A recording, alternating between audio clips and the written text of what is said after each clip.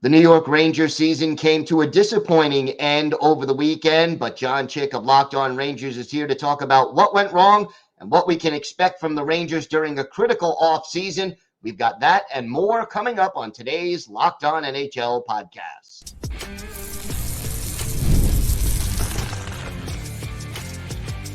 You're Locked On NHL, your daily podcast on the National Hockey League. Part of the Locked On Podcast Network, your team every day. Gil Martin here, and welcome everybody to the Monday edition of the Locked On NHL podcast, part of the Locked On Podcast Network, your team every day. I want to thank everyone who makes Locked On NHL your first listen every day. Don't forget to subscribe on YouTube or wherever you get your podcasts so you can get new episodes as soon as they drop.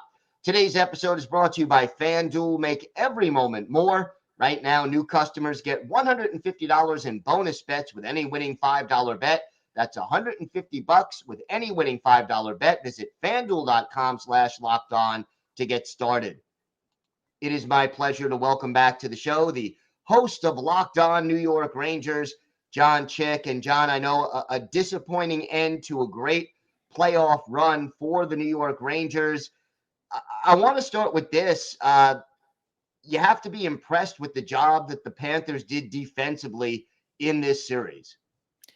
Yeah, they were amazing. I said, the last time we talked, Gil, I think that's when the Rangers were up 2-1. And I mentioned at the time, this series is not over by a long shot. There's going to be some twists and turns and some ups and downs. And unfortunately, more downs than up for the Rangers because they lost 3 in a row after that. But I think you got to give all the credit in the world to the Florida Panthers. That's an unbelievable hockey team, top to bottom. That just so much depth, such a strong team. A team with very few, if any, glaring weaknesses.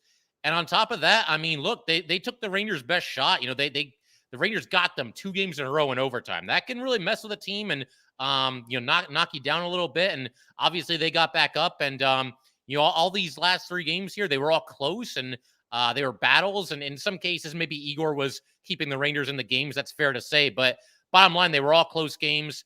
One was in overtime and then a couple of 1-goal games. So Rangers were in it, but I think when you look at the series as a whole, the Panthers were just a little bit better in probably just about every aspect of hockey except for maybe goaltending.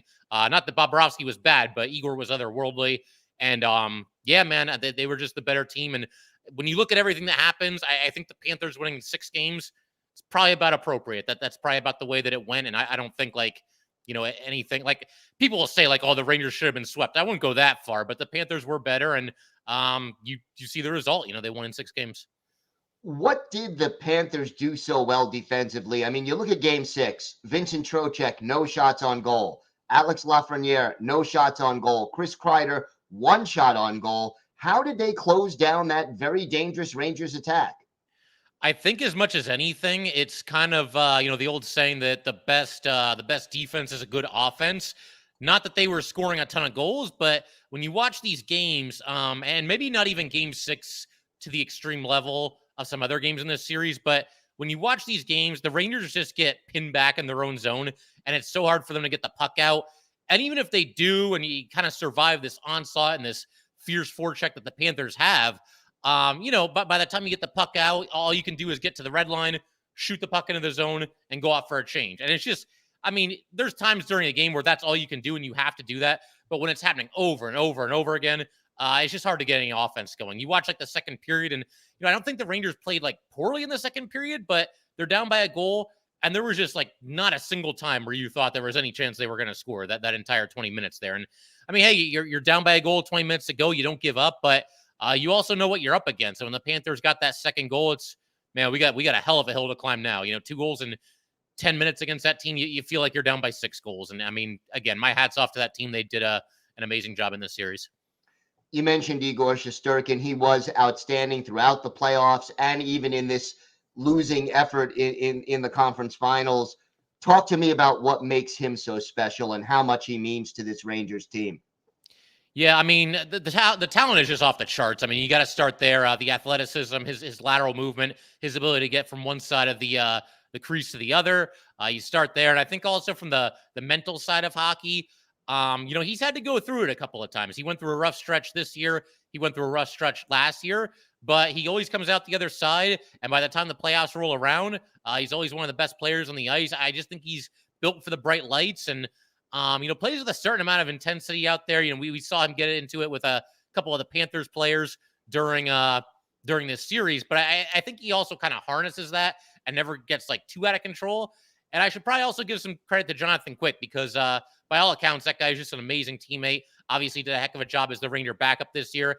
And I just get the feeling, obviously I'm not there. I don't watch them talk to each other and everything, but it feels to me like maybe Quick has helped Igor with the mental side of the game a little bit and not beating himself up so bad when things go poorly. So yeah, man, I mean, Igor's the total package. And, going forward, if nothing else, I know we still have one of the best goalies in the league. And you just hope that at one point the Rangers will be able to support him enough to win the Stanley Cup. Because if we go through 15 years of Lundqvist and 15 years of Igor Shesterkin and don't end up with a cup, I mean, I won't even know what to say at that point. Yeah. Give me a player besides Igor Shesterkin, a skater who you think was the MVP for the Rangers in this series. Yeah, it's close between Lafreniere and Trocheck, I would say. I will give a little bit of an edge to Vincent Trocheck just because I think he's really kind of stepped up as a leader on this team. One of those guys that just goes out there and battles every single game. I mean, he does everything, man. He's on the power play. He's on the penalty kill. He's basically a cheat code when it comes to faceoffs. He wins such a high percentage of his faceoffs and feels like he always wins the big ones. The ones that you really have to have at the end of games, he wins them. He can get under your skin a little bit if you're an opponent. I mean, he was one of my favorite players around the league, like non-Rangers before he even came to the Rangers. So I was thrilled when they got him. And I used to say he was a B+ at everything. Man, I was selling him short. I mean, the guy's an unbelievable all-around hockey player. He's just a do-it-all guy. And, I don't know if you saw, but at the end of that game, he's one of the first players going over to Igor Shesterkin and hugging him. And, I mean, probably apologizing to him because, I mean, Igor was just out of this world. And, I'm sure Igor took the loss hard.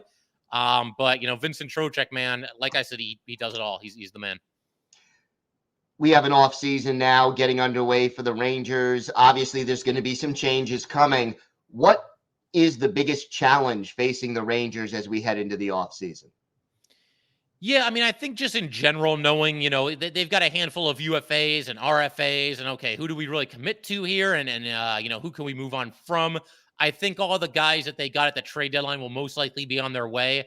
That's usually par for the course for the Rangers. They bring in guys as rentals, and they turn out to be rentals. So I think, guys like Rosovic, Wenberg, Ruedel, who didn't even play in the playoffs. I think those guys will all be on their way. Eric Gustafsson probably walks as well. Blake Wheeler, it's cool that he got back for that one game and gave it everything that he had, but he's older. I think he walks as well. And then with the RFAs, that's where things get a little bit tricky because you've got Schneider, Lindgren, and Kakko.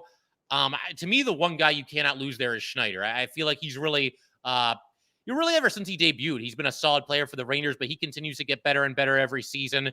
Lindgren, he's the heart and soul of the team, but there's this concern that, with the style that he plays and just how physical he is and the beating that he takes out there, his game may not age that well.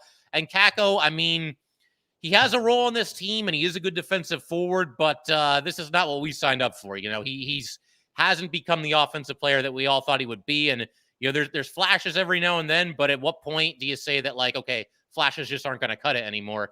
Are we there? We could be. And I'm going to be very curious to see what happens there. But to me, of all the players that I just mentioned, the guy that you got to lock up, for me at least, is Braden Schneider. And then as far as adding something, what do you think the Rangers will look to bring in to improve this team and get them through that last couple of hurdles? Yeah, it's something that they could have done at the trade deadline, and they just didn't, and that is a top-line right winger to play with Mika and Kreider. And I know some Ranger fans are upset at Mika and Kreider, and I get that, completely, because they just weren't good enough in this series in general. But yeah, man, I mean, they had a revolving door on that line when it came to right wing. I mean, from Kakko to Wheeler to Brodzinski to Vesey to Rosovic and then Wenberg in the last game. They tried everybody. The bottom line, the Rangers don't have like a top line right winger, unless you count Lafreniere. That technically the Panarin, Trocheck, and Lafreniere line is considered the second line, even though it's really the top line. But yeah, I mean, they got to find somebody there. Hopefully it's somebody that brings a nice mix of grit and skill. And I don't know if they'll be able to afford such a player. We got to look at the free agents and everything. but and the cap situation, but we'll see how it goes. I think that probably is their biggest need going forward. And wouldn't be surprised if we see a new defenseman or two in the lineup next season as well, because a lot of the Ranger defensemen really struggled in the playoffs. And specifically, I would say Jacob Trouba. He was absolutely abysmal. And Keandre Miller, up and down and kind of shaky at times too. All right, John, why don't you tell our viewers and our listeners where they could find the podcast and where they could find you on social media? Yeah, so anywhere you're listening to this or watching this, you can find Locked On New York Rangers too. We're on every, audio streaming platform that you can think of, and also on YouTube. And you can find me on Twitter at jchick17, and give me a follow. We'll talk some Ranger hockey, and you can vent if you have to vent, and we'll try to figure out what the Rangers do next. All right, John, thanks so much. Always a pleasure. You got it, man. Thanks for having me.